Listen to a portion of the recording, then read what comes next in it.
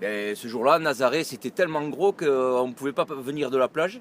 Donc on est arrivé du port par l'extérieur sur le pic, quoi, tu vois, pour prendre la vague. Ben, quand j'ai vu que la vague m'arrivait dessus, ben, il n'y a plus qu'un truc, c'est partir sous l'eau et tu paniquais le moins possible. Mais là, c'est violent, tu te fais secouer, c'est noir. Moi, j'ouvre toujours les yeux sous l'eau, je ne voyais rien, tu vois. Et tu te protèges les membres pour ne pas te faire désarticuler. Et là, Gauthier, il a vu ça, il est venu me chercher à fond avec le jet. Et il m'a dit de m'accrocher, j'ai pas pu m'accrocher parce que ça va trop vite.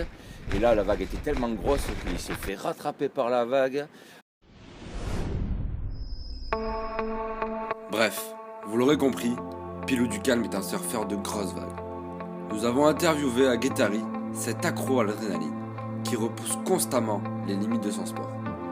Rencontre avec ce dompteur de vagues géantes.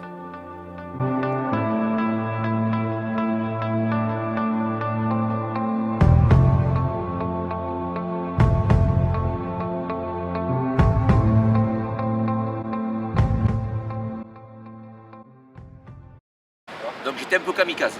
Et quand je commence le surf, je partais sur des vagues qui fermaient, c'est-à-dire que j'avais aucune échappatoire, j'étais sûr de ramasser. Et ça faisait rire mes potes.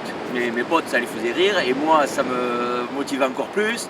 Donc voilà, je suis devenu la tête brûlée de tout mon groupe d'amis. Okay. T'as peur de prendre la planche sur la tête, c'est ce qui nous fait le plus peur, c'est pas le temps qu'on va passer sous l'eau. Tu as peur aussi de passer 2 vagues sous l'eau. Parce que ça m'est arrivé 2 fois dans ma vie, ça arrive à tous les gars qui sortent des très grosses vagues. Et la deuxième n'est pas arrivée que tu es toujours au fond. Donc là, c'est à ça qu'on a peur. En fait, tu as très peur avant. Tu rentres à l'eau, tu as toujours peur quand tu vois les vagues. Et dès que tu te mets à ramer tout ça, tu es vraiment dans les éléments. Et la peur, tu la mets de côté. C'est ça le secret des gars qui surfent les grosses vagues ou qui cherchent l'adrénaline, c'est de gérer cette peur. Parce que c'est normal de l'avoir un peu.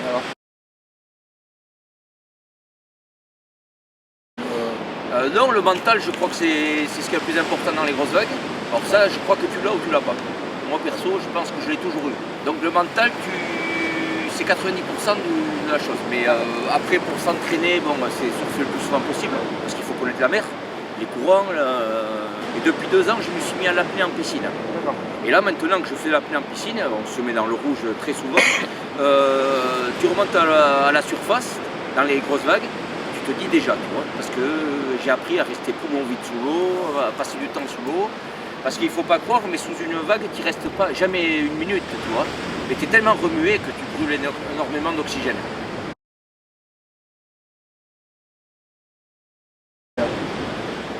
Ah non, comment ça se passe? Non. La noyade, j'y pense après, ça m'est arrivé dans des sessions énormes, de rentrer chez moi en voiture et de me dire,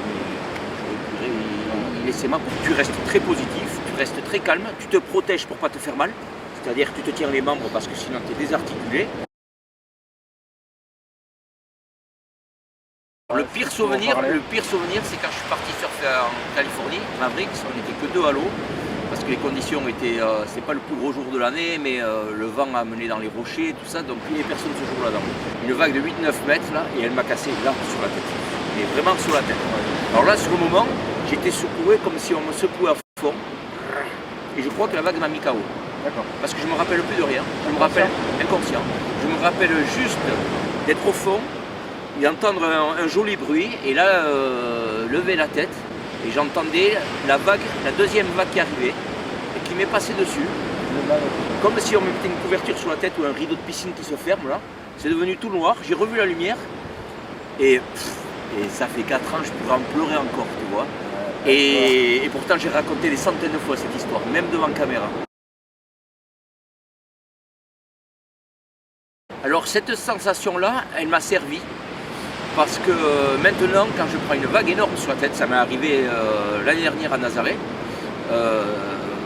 une vague encore plus grosse, et quand j'ai pris la vague sur la tête, la secousse était beaucoup moins violente.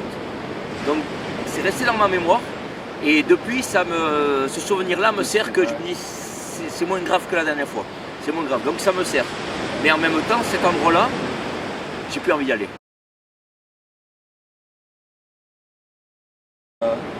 surfer des vagues depuis de. Bah, ils commencent à s'y habituer, et puis en fait je leur cache. Tu leur caches. J'ai amené ma fille aînée à une compétition de grosses vagues où le jet ski est parti dans les rochers, dans la falaise en venant me chercher. Elle était au bord en train de pleurer, et puis ma petite dernière, je lui montrerai même pas non plus. Et voilà.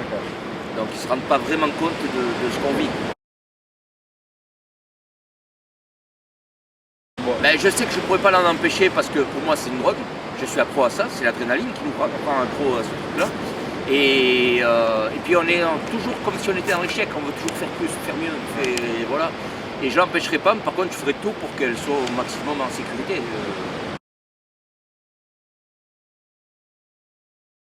Dans les grosses vagues, on a des gilets comme de wakeboard en mousse qu'on met sous la combi, des combinaisons par-dessus avec des bouteilles de CO2 qu'on percute gonflées pour remonter à la surface.